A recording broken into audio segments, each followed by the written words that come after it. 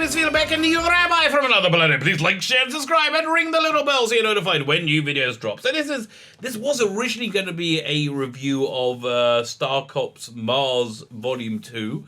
Then I realized I haven't done a review of Star Cops Mars Volume 1 or Star Cops Mother Earth or Volume 1 or 2. So haven't done any Star Cops. I don't think they're going to be doing any more. So we're going to do them all in one lump. I love Star Cops. Star Cops was what was it when it came out? 87. That was in a summer of discontent. Doctor Who had been put firmly on hiatus. It can't be 87. Must be before then.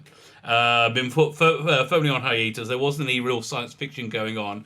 And there was Slipback that was on the radio, on Radio 4, Pirate Radio 4, which was this like 4-hour show, like this 4-hour magazine show with all different stuff in it, including Doctor Who, which was in like 20-minute excerpts or 10-minute excerpts throughout the forest. You had to listen to the whole bloody thing. I kind of enjoyed it. It was aimed at me, so I kind of enjoyed it. I liked Slipback as well, quite frankly. So that was it. And they also had this Star Cops, which they gave a Radio Times cover to. And I went on the tour of the BBC, and I saw some of the models for it. I loved it. Loved it when I saw it. It was really very different from everything else that was going on. The juxtaposition to this was Doctor Who. What was it? Season 23. Colin Baker's first season, right? Which is Colin Baker in his bright coat, everything bright, very, very, very pronounced and over the top and everything. So this had a real level of realism to it, which I just freaking loved at the time. BBC killed it. They put it on this terrible time slot, like this 8:30 time slot. Some things they like cut between two shows on BBC Two. Totally buried it, and they killed it, and we'll never see it again. So it's one of the things I was excited for Big Finish to do. I don't think they really pulled it off. I think it's one of the few instances where they really didn't pull it off. The Mars box sets did. If you liked it, quick spoilers. They're the two I'm going to recommend. Kind of missable though. Fine. Before we get into it, we get into reviews. I'm going to go through all 4 box sets.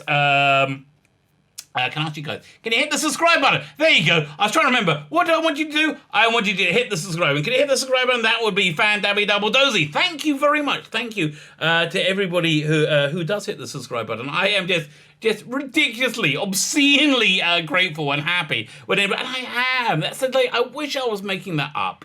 I wish my life was. I wish I could be together enough and go, oh yes, I'm really. No, I'm not. I'm just so into people subscribing. I'm not at all. So please hit the subscribe button. Thank you very much. If you subscribe, you get into my weekly competition. The prize this week is given away tonight on the TARDIS Zone, Noel's channel, where we're doing a live watch along of Smith and Jones. That was last week. Of Shakespeare Code, Gareth Roberts story. Oh, a bit of Gareth Roberts action. So that's tonight. So we're going to do the giveaway then. The prize this week is Power of the Daleks. This is the original animation, not the original animation. Yeah, if I had the original Power of the Daleks, I'll be very excited. No, this is the original animation. Good story, cracking good story. Don't know why they decided to animate it again. When I finished plowing through Fury from the Deep, and it's a bit of a slog. I have to tell you. I hope to get that review out this week. When I finish plowing through Fury from the Deep, I will be casting my eye on the new version. I'm just glad I bought this on DVD and not Blu-ray, because then I'll feel really jip. So I probably wouldn't have bought it. So for some reason they felt they need to reanimate it. I have the first one. I'm giving away. You can win it. You can win it right now. Hit the subscribe button and in the comments leave the hashtag I am your servant. I am your servant. And of course that is a little bit better because I am your servant. If there's anything you want me to cover, anything you want me to talk about, listen, get me to talk about crap. That is easy. I just wind me up. I'll go. I can talk about pretty much anything you want if I know about it. If I don't know about it, I'll try and find out. Fine, so let's have a look at this Star Cops. Doink. Okay, so this is box set 1. So the problems we really see are what we can see on the cover, right? We can see on the cover. It's essentially didn't have enough elements of Star Cops in it to make it feel like Star Cops. They got rid of the theme tune, which they hated, which fair enough. But the theme tune they replaced it with was just so generic. Right? It was very, very generic.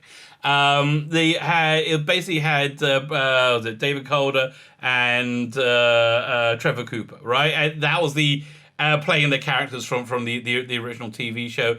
And then they brought in new characters, Philip Oliver and Raki Thacker. Both of them excellent. Both of them, I just hear a lot of them, and they're always very, very the same. It was just kind of generic, it was very, very generic.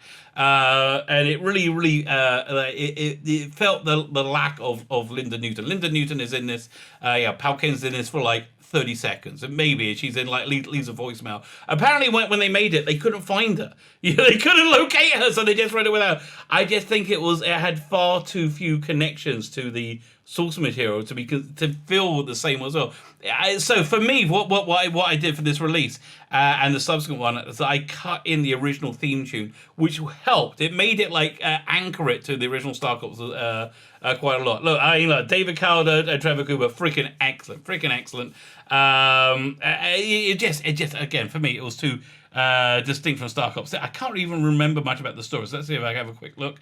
One of our cops is missing. This introduces Philip Oliver's character. He plays a cop undercover, and time has moved on. There's no through. The actor who played him passed away. I met him on a bus once in Camden Town. I can't remember what's his name, and he was wearing. Here's the incredible thing.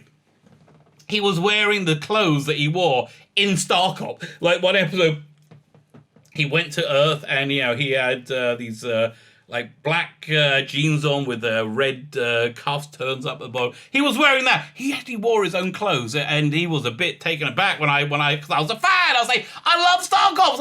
He was like, oh, this is on a bus again in Camden Town in London, and he got off the bus. He said he was gracious. Got up, ran. It was like, oh, I gotta go. They're like, dude, you're an actor. What do you want out of me? I bet Edward Hardwick as well once on the train on the tube. He just blanked me totally. I just want to say I liked his work. It was like pretending he didn't hear me. So anyway, one of our cops is missing. This introduces Philip Oliver's character. As an undercover cop, he gets recruited to Star Cops. Written by Andrew Smith, who is the creative director, I think, of the box set. And who worked in the police for a long time. So he's a good writer, knows his stuff. It just, again, it was just far too disconnected from Star Cops to me to feel like Star Cops. Let's read the I can't even bother. It's not worth it. I think it's not worth your time. This is not worth your money or your time. If you like Star Cops, it's not good enough in its own. For me to recommend it to you. So then you got Tranquility and Other Illusions, which is a very Star Copsy name, like intelligent listening for beginners, things like that. They have very Star Copy names. I wish they could have got what's the name? Oh, Chris Boucher. Chris Boucher who developed the show to work on it. That I think would have been really, really interesting. So there's this like Mother Earth group going through the Earth plot for going through this, which are like this terrorist group who don't like people going into space, essentially. So then you got Lockdown. I don't remember anything about it, and the 1,000-ton bomb by Guy Adams. Chris Hatherhall did Lockdown. Don't recognize his name at all. Yeah, listen, and it's like £30 or $30, £30. Hard pass. Not worth. Again, hard pass on if you like Star Cops. If you didn't like Star Cops, there is just a hard pass. It's not. It's just not good enough. Was it just waiting? Oh, how do I get to the next one? Mother Earth 2. Here, we click that button there. Hopefully it'll take it to this. Hopefully my internet's working. I guess we'll find out. There, got the little whizzy wheel going. That's always a good sign. So the second box set, they had Linda Newton in it, and it was better, but still, I think the taint from that first one, just remained on it. And it didn't pull it together. Quite frankly, I was surprised it got a third release. I guess they thought they'll give it another month. So in these first two releases, you get four stories per box set, whereas it moves down to 3. But I still think the box sets 3 and 4 are the ones that you probably want. So yeah, Linda Newton explains that she was working in some kind of security advisor. And this new thing happening on the Big Finish website, the capture warning, keeps coming up. There you go, get rid of that. So this one, Dead and Buried by Guy. I don't remember any of these. And these are good writers. Look, this is a solid set by... Yeah, I have to give this a re-listen. I just got so much stuff to listen to from them right now. But it's like, it just deals with like this Mother Earth thing. just doesn't really, it just doesn't really connect for me at all. So then the next one is Mars. There we go, Star Cops Mars. Now this is where it does come. This is where I do recommend it, and this one I didn't edit in the original soundtrack because there's enough Star Cops in there. This feels like an authentic continuation, an authentic third season that we never got. You know, at the end of the second season, I say that we never got. At the end, the end of the TV show, they say, yeah, anyone for Mars? They're going about to extend the Star Cop empire to Mars, and this goes straight into that. This is really good. So this one is much more fresher in my mind, and it was better, and so and it feels like Star Cops, and so this one I'm going to go into in a lot more detail. Definitely, David Calder, Trevor Cooper, and Linda Newton take front and center in this one. So there's 4 stories. Was it the New World by Andrew Smith, who also again creator director.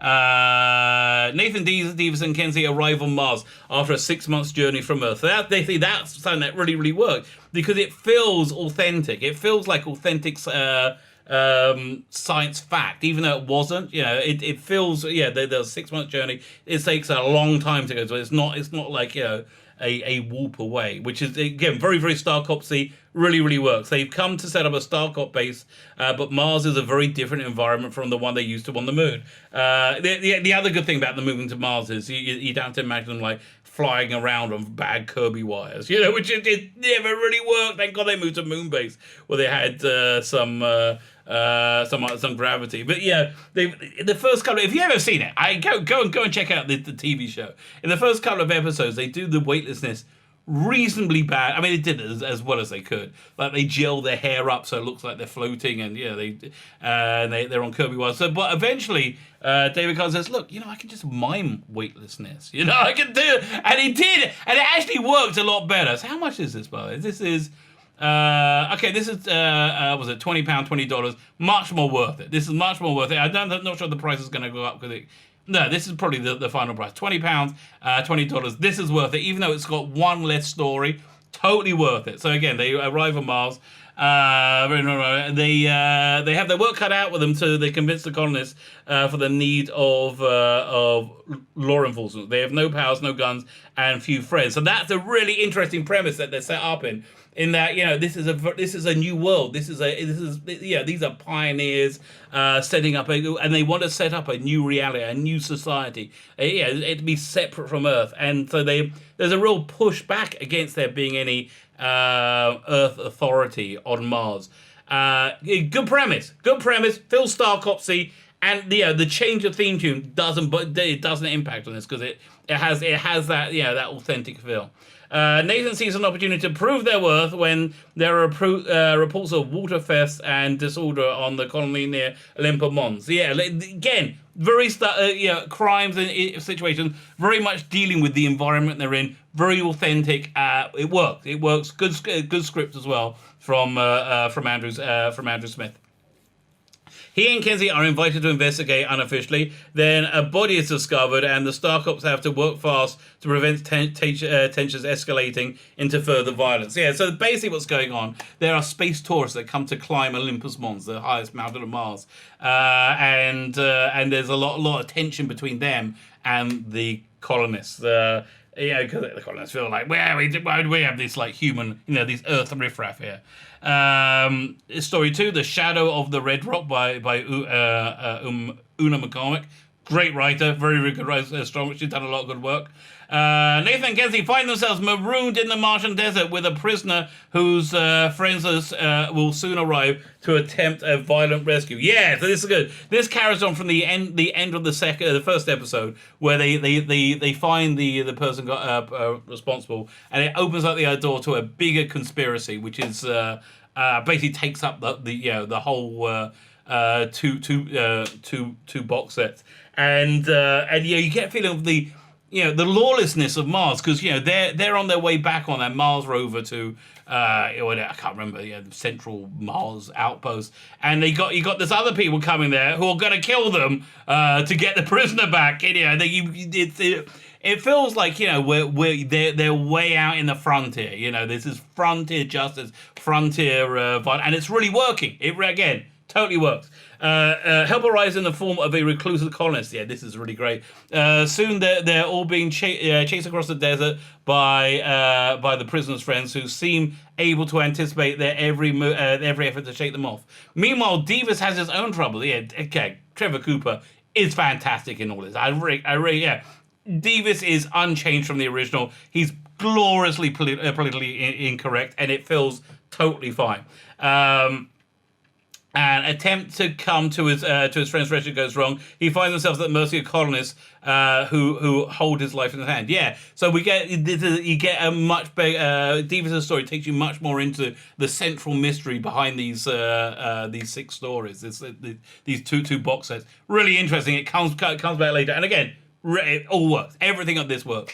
Matters comes ahead in a perilous standoff on the 4 mile cliffs to the Mariner Valley Canyon. Yeah, okay, so again, Uma Comic, great one, and then Whatever Happened to Gary Rice, another great episode written by Guy Adams, a very, very solid writer who's, stuff I just like. After the Starcops receive a cryptic message about a man who may once have worked at a colony in the Argyle basement, they come. They make their way to investigate. They find a cooperative community that thrives by growing organic food source, which sells itself to the other colonies.